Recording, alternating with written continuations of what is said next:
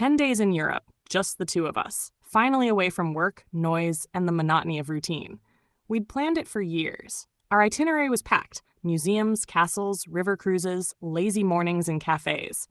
On the surface, everything was perfect. By day 3 in Prague, something shifted. Michael, usually calm and predictable, started acting like a different person. He became cold, distant, always checking his phone, constantly looking over his shoulder like someone was watching him. I thought maybe I'd done something wrong, or maybe he was overwhelmed by the crowds and unfamiliarity. But deep down, my gut was screaming. Something was off. That night, we went to dinner at a little bistro in Old Town. He barely touched his food. At one point, he stepped outside to take a call and never came back. 45 minutes later, I found him 2 blocks away, sitting alone on a bench, breathing hard like he'd been running. "I just needed air," he said, but his eyes wouldn't meet mine. The next night, I woke up alone in our hotel room at 2:04 a.m. His side of the bed was cold. I texted him. No reply. I paced the floor.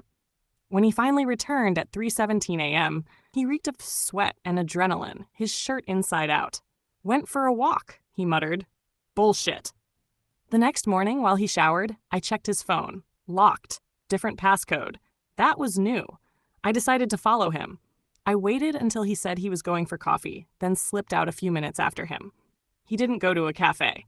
He took a tram, walked 5 blocks, then entered an abandoned-looking building with graffiti and boarded windows.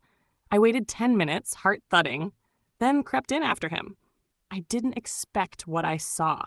Michael was in a dim room, handing over a black leather bag to a man in a long coat and gloves. They spoke in whispers, but I heard enough. "It's all there," Michael said. "She doesn't know a thing." My entire body went cold. I stumbled back out onto the street and ran. Back at the hotel, I locked the door and sat in the bathroom with the shower running so he wouldn't hear me cry. He came back an hour later, pretending everything was normal. I pretended to be asleep. My head was spinning. Who was he? The next day, at the airport, I checked his bag while he used the restroom. I found it. The same black leather one. Inside were 2 passports. One said Michael Dorsey. The other had his face, but a different name, different country. Foreign stamps, pages worn. This wasn't a recent forgery. This had been going on for years. We're home now. I still haven't said anything.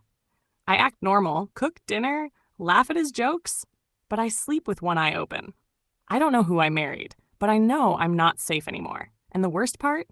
A small, horrible part of me still loves him.